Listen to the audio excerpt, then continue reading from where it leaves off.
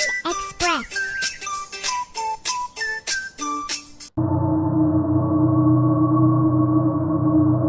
चुड़ैल की वापसी। उत्तर भारत के एक छोटे से गांव बसेरा में शाम होते ही सन्नाटा छा जाता था। बुजुर्ग कहते थे कि सूरज ढलने के बाद बाहर न निकला करो, खासकर पुराने पीपल के पेड़ के पास से। उस पेड़ की एक डरावनी कहानी थी, एक चुड़ैल की कहानी जो कभी गांव की ही एक औरत थी। गांव में एक पीपल का पेड़ था जो लगभग 1000 साल पुराना था। ये कहानी उसी पीपल के पेड़ और उसके पास एक घर की है जिसके पास जाने से भी लोग डरते थे। यह कहानी उसी घर में रहने वाली एक लड़की की है जिसका नाम रूपमती था। वह बहुत ही दयालु स्वभाव की लड़की थी और बच्चों के प्रति उसका एक अलग ही लगाव था। भैया, चलो हम पास के गांव में खेलने चलते हैं। वहाँ हमारे साथ खेलने के लिए बहुत सारे बच्चे मिलेंगे। हाँ चलो, हम लोग चलते हैं बगल के गांव में। वहाँ मेरा दोस्त भी रहता है, हम उससे मिल भी लेंगे। हाँ, हम लोग चलेंगे और साथ में खेलेंगे और खूब मस्ती करेंगे। बच्चे आपस में ये सारी बातें कर ही रहे थे कि रूपमती अपने घर से बाहर आती है बच्चों की आवाज सुनकर। वह बच्चों के पास आकर बोलती है, बच्चों, भले ही तुम गांव के बाहर खेलने जाओ, कोई दिक्कत नहीं है, लेकिन शाम को घर जल्दी आ जाना, नहीं तो तुम्हारे माता पिता इंतजार करते करते परेशान हो जाएंगे। एक दिन रूपमती अपने घर के बाहर आकर बैठी हुई होती है। तभी दो लड़के आपस में आकर कुछ बातें करने लगते हैं। अरे वो देखो, रूपमती अपने घर के बाहर बैठी हुई है। वह कितनी सुंदर है, कोई भाग्यशाली ही होगा जो उससे शादी करेगा। हमारी ऐसी किस्मत कहा।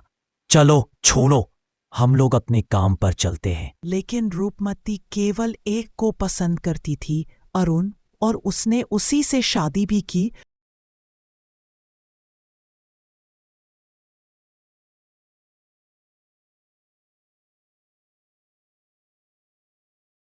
यार का लड़का विक्रम रूपमती से शादी करना चाहता था।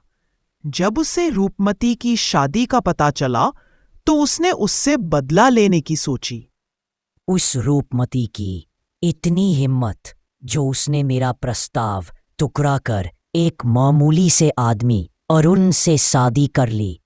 मैं उसे छोड़ूंगा नहीं, मैं अरुण को मार डालूंगा। फिर एक दिन विक्रम ने मौका देखकर एक गुंडे को अरुण के पीछे लगवा दिया और उसे मरवा डाला। फिर रूपमती पर यह इल्जाम लगवा दिया कि उसी ने अपने पति को मरवाया है। मैंने सुना है कि रूपमती ने अपने ही पति को मरवा दिया। कैसी औरत है वो? कोई भला अपने पति को कैसे मरवा सकता है? उसे जरा भी शर्म नहीं आई ऐसा करते हो? हाँ, तुम सही बोल रहे हो। हमने भी यही सुना है कि उसने अपने ही पति को मरवा दिया। मुझे तो लगता है कि वो डायन है जो अपने पति को खा गई। अभी तो बस उसने अपने पति को ही मारा है। कल को अगर हम में से ही किसी की उसने जान ले ली तो क्या करेंगे? मुझे तो लगता है कि आप लोग सही कह रहे हैं। हमें ही कुछ करना चाहिए। हमें उसे मार देना चाहिए, यही सबसे बेहतर होगा। गांव के कोने कोने में यह बात फैल गई और सब ने इस पर योजना बनाई है कि हमें रूपमती को मार देना चाहिए। सब ने मिलकर रूपमती को मार डाला और उसे पीपल के पेड़ पर लटका दिया। उस बेचारी मासूम को तो पता भी नहीं था कि लोगों ने ऐसा क्यों किया। मरते वक्त रूपमती ने शपथ ली थी, मुझे जिसने छला है मैं उसकी बर्बादी बनूंगी, और जो भी मेरे अन्याय पर चुप रहा वह भी चैन से नहीं रहेगा, और मैं अपना बदला जरूर लूंगी। रूपमती की मौत के बाद दिन बीतते गए। धीरे धीरे गांव में अजीब अजीब घटनाएं घटने लगी। रात होते ही माहौल और भी डरावना हो जाता, जैसे कोई अनहोनी होने वाली हो। रात में औरतों के रोने की आवाजें आती। धीरे धीरे करके सारे जानवर बीमार होने लगे। गाय, भैंस, बकरी, यहाँ तक कि बच्चे भी बिना किसी वजह के बीमारियों से ग्रसित होने लगे। अरे भाई, ये हमारे गांव में क्या हो रहा है? मुझे तो लगता है कि हमारे गांव पर किसी काले साए का असर पड़ गया है, जो इतनी मुसीबत आ गई है। गाय, भैंस, बकरी बिना वजह बीमारियों से ग्रसित हो रहे हैं। हाँ भाई, तुम सही बोल रहे हो। अगर ऐसा है तो हमें तुरंत ही तांत्रिक को बुलाकर दिखवाना चाहिए, नहीं तो धीरे धीरे करके समस्याएं और गंभीर होती चली जाएंगी और हम कुछ नहीं कर पाएंगे। मैं एक तांत्रिक को जानता हूं, चलो उसके पास चलते हैं, वहां हमें जरूर उपाय बताएगा। कुछ लोगों ने दावा किया कि उन्होंने एक सफेद साड़ी में लिपटी स्त्री को पीपल के पास देखा, जिसकी आंखें आग जैसी जल रही थी। धीरे धीरे विक्रम पागल हो गया। वह अक्सर चिल्लाता, वो आ गई है, रूपमती आ गई है। वो मुझे नहीं छोड़ेगी, वो मुझे मार डालेगी। अगले दिन विक्रम की लाश उसी पेड़ से लटकी मिली जिस पर रूपमती की मौत हुई थी। यह बात पूरे गांव में आग की तरह फैल गई कि विक्रम की मौत भी उसी पेड़ से लटक कर हुई है। अरे क्या तुम लोगों को पता है कि विक्रम की मौत हो गई है उसी पेड़ से लटक कर? ना जाने अब इस गांव में और कौन कौन से दिन देखने बाकी है। हाँ बहन, सुबह से इस खबर के बारे में सुन रहा हूं। अब तो बच्चे भी इस खबर से वाकिफ हो गए हैं। पता नहीं किस काले साए का असर पड़ गया है हमारे गांव पर। इतना हंसता खेलता गांव था, उस पर इतनी मुसीबत आ पड़ी है। पता नहीं कौन बचाएगा हमारे गांव को। अब तो भगवान ही कुछ मदद कर सकते हैं। पता नहीं अब क्या होगा। बच्चों को भी संभालना अब तो मुश्किल होता जा रहा है। उनके अंदर भी डर और भय बैठ गया है। अब तो भगवान ही कुछ कर सकते हैं। ये सब रूपमती की आत्मा के लिए आम बात थी, क्योंकि उसने तो ठान लिया था कि चाहे कुछ भी हो जाए वह अपना बदला लेकर ही रहेगी। वह किसी को नहीं छोड़ेगी। और फिर गांव वालों ने उस पीपल के पेड़ को जंजीर से बांध दिया और फिर मंदिर की घंटियां लटका दी, ताकि वे उस चुड़ैल की बुरी शक्तियों से बच सके। फिर एक दिन शहर का एक लड़का, जिसका नाम राघव था, उसी घर को किराए पर लेने आया जिसमें रूपमती रहा करती थी, और अपने काम के सिलसिले में उसी घर में रहने लगा। उसे लगा कि इस घर में कोई नहीं रहता, इसलिए उसने इस घर को हमेशा हमेशा के लिए खरीद लिया। वह बेचारा बिल्कुल अनजान था कि उसके साथ क्या होने वाला है। हालांकि गांव वालों ने उसे समझाया था कि वह इस घर में ना रहे, इस घर को छोड़ दे, लेकिन फिर भी उसने किसी की बात पर विश्वास नहीं किया। देखो भाई, इस घर में एक रूपमती नाम की लड़की रहती थी, जो अब मर चुकी है। तुम इस घर को छोड़ दो, तुम्हारी इसी में भलाई है। पर मैं क्यों छोड़ूं इस घर को? मैं इस घर को नहीं छोड़ सकता। मैंने इस घर को पैसे देकर खरीदा है, और वो पहले यहां रहती थी, अब नहीं रहती, और ना ही अब वो यहां आएगी। तुम इस घर को छोड़ दो, नहीं तो रूपमती की आत्मा तुम्हें नहीं छोड़ेगी। वो तुम्हें मार डालेगी। मुझे इन सब बातों पर विश्वास नहीं है। मैं अब बस उसी घर में रहूंगा, उस घर को नहीं छोड़ूंगा। ये गांव वाले भी ना कुछ भी बोलते रहते हैं। कितने अंधविश्वासी है ये लोग। कभी कहते हैं कि चुड़ैल रहती है, कभी कहते हैं कि कोई डाइन है, लेकिन मुझे पता है कि ऐसा कुछ नहीं होता, और ना ही यहां कुछ है। ये मेरा घर है, मैंने इसे अपनी मेहनत की कमाई से खरीदा है, तो भला मैं क्यों छोड़ूं इस घर को? जिससे आना है वो आए, मैं भी देख लूंगा। गांव वाले जानबूझकर मुझे डराने की कोशिश कर रहे हैं, लेकिन शायद उन्हें नहीं पता कि मेरा नाम भी रागिब है। मैं ये घर बिल्कुल भी छोड़कर नहीं जाऊंगा, और इसी घर में रहूंगा, चाहे जो भी हो जाए। रागिब को गांव वालों पर बिल्कुल भी विश्वास नहीं था, लेकिन वह बिल्कुल अनजान था कि जो कुछ गांव वाले कह रहे थे वह एक सच्चाई है। उसे ये बिल्कुल भी अंदाजा नहीं था कि उसके साथ आगे क्या क्या होने वाला है।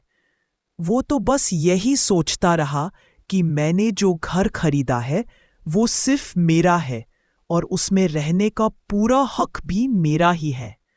लेकिन उसे ये नहीं पता था कि कभी-कभी कुछ घर सिर्फ ईंट और पत्थरों से नहीं बने होते। वो कहानियों, रहस्यों और अधूरी आत्माओं से भी बने होते हैं। पर एक रात जब रागिब और सारे गांव वाले गहरी नींद में सो रहे थे, तभी कुछ अजीब घटनाएं घटने लगी। रागिब के घर के दरवाजे अपने आप खुलने और बंद होने लगे। कभी जोर से धड़ाम की आवाज आती तो कभी दरवाजा धीमे से चरचराता हुआ अपने आप बंद हो जाता। रागिब नींद में था। वह उन अजीब आवाजों की वजह से जाग गया और उठकर देखने लगा कि आखिर ये आवाजें आ कहाँ से रही थीं। उसने ध्यान से इधर उधर देखा, कभी खिड़की की तरफ, कभी दरवाजे की ओर। हर तरफ सन्नाटा था, लेकिन हवा में एक अजीब सी बेचैनी महसूस हो रही थी। अरे ये क्या? मैंने दरवाजा खुला छोड़ दिया था। मैं भी ना, कितना बड़ा मूर्ख हूं। मुझे तो ध्यान ही नहीं रहा कि मैंने दरवाजा बंद ही नहीं किया था। कोई बात नहीं, अब मैं इसे बंद कर देता हूं। फिर वह वापस सोने चला जाता है और गहरी नींद में सो जाता है। उसे लगता है जैसे कुछ हुआ ही नहीं, सब कुछ बस उसका वहम था।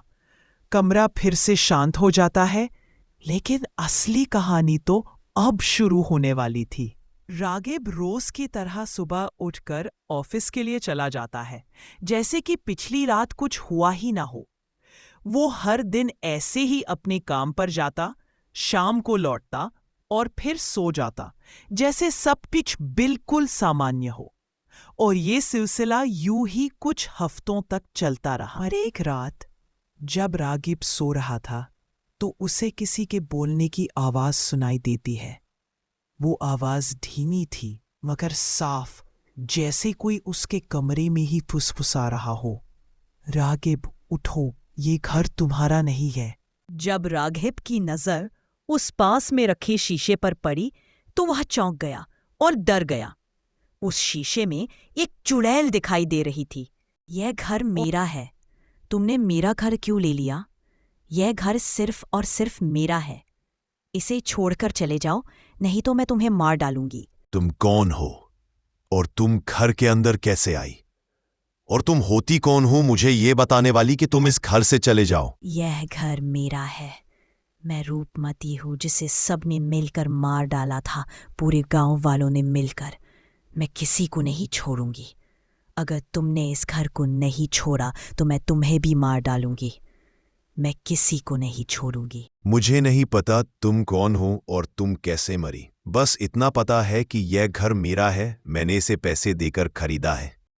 फिर चुड़ैल उसे बहुत ज्यादा डराने लगती है ताकि वह वहां से भाग जाए, और राघिब डर के मारे अपनी जान बचाने के लिए वहां से भागने लगता है।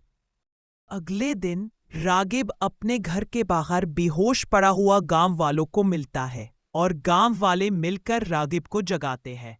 फिर रागिब उन्हें सारी सच्चाई बता देता है। फिर गांव वाले उसे कहते हैं कि हमने तो तुम्हें पहले ही चेताया था कि तुम इस घर में मत रहो, इस घर को छोड़ दो, क्योंकि इस घर में रूपमती की आत्मा रहती है, लेकिन तुमने हमारी बातों पर विश्वास नहीं किया। फिर राघिब दिन रात एक करके रूपमती की मौत की सारी खबरें और जानकारी निकालने लगा और एक एक करके सबके बारे में पता करने लगा। फिर जाकर उसे पता चला कि ये सारी साजिशें एक जमींदार के बेटे विक्रम ने रची थीं। उसी ने रूपमती के पति को मरवाया था और गांव वालों में अफवाह फैलाकर रूपमती को भी मरवा दिया। फिर राघिब ने सबको ये सच्चाई बताई। क्या आप सबको यह बात पता है कि रूपमती की मौत और उसके पति की मौत विक्रम के कारण हुई थी, जो जमींदार का बेटा था? हमें तो ये पता ही नहीं था कि विक्रम ने ही रूपमती और उसके पति की मौत की साजिश रची थी।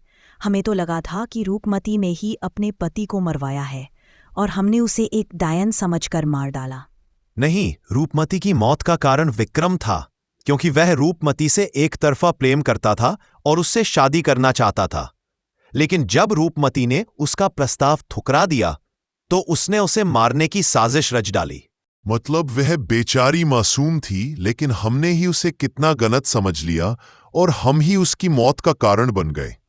हमें तो यह पता ही नहीं था कि यह सब कुछ विक्रम की वजह से हुआ। अब जो होना था वो हो चुका। अब हमें रूपमती की आत्मा को शांति प्रदान करने के लिए एक पंडित को बुलवा करके उसके घर के सामने पूजा करवाना होगा, ताकि वो जहां कहीं भी हो उसे शांति मिल सके। फिर रागिब एक पंडित को बुलाता है और रूपमती के घर के सामने एक विशेष पूजा करवाने लगता है। पंडित मंत्रोच्चारण करता है, हवन की अग्नि जलती है और चारों ओर धूप और चंदन की खुशबू फैल जाती है। गांव के लोग भी वहां एकत्र हो जाते हैं। सबके मन में एक ही भावना होती है, रूपमती की आत्मा को शांति मिले। जैसे ही पूजा अपने अंतिम चरण में पहुंचती है, तभी अचानक हवा थम जाती है। वातावरण में एक अजीब सी शांति छा जाती है और फिर धुंध में लिपटी एक परछाई नमूदार होती है, रूपमती। फिर एक दिन जब रागिब गहरी नींद में सो रहा होता है, तभी उसे एक सपना आता है। सपने में उसे रूपमती दिखाई देती है। रागिब, तुम्हारा धन्यवाद। तुमने मेरा बदला पूरा किया। अब मुझे शांति मिल चुकी है। अब मैं जा रही हूं। रागिब उठ गया। ऐसा लगता है कि ये एक सपना था जिसमें रूपमती आई थी। ऐसा महसूस होता है कि अब उसे शांति मिल चुकी है। अब वो जहां भी होगी शांति से होगी। चलो, अच्छा है। अब सब कुछ अच्छा होगा और सब अच्छे से रहेंगे। अब गांव के सारे जानवर, भैंस, गाय, बकरी सब स्वस्थ हो जाते हैं और जो बच्चे बीमारियों से ग्रसित थे वो भी पूरी तरह से ठीक हो जाते हैं और फिर से खेल कूद में लग जाते हैं। गांव के सभी लोग अब हंसी खुशी एक साथ रहने लगते हैं। यह कहानी हमें सिखाती है कि अन्याय कभी भी बिना जवाब के नहीं रहता और झूठ कितना भी बड़ा हो, एक दिन सच सामने आ ही जाता है। आत्माएं भी न्याय की चाह रखती है और जब उन्हें शांति मिलती है तभी असली मुक्ति होती है।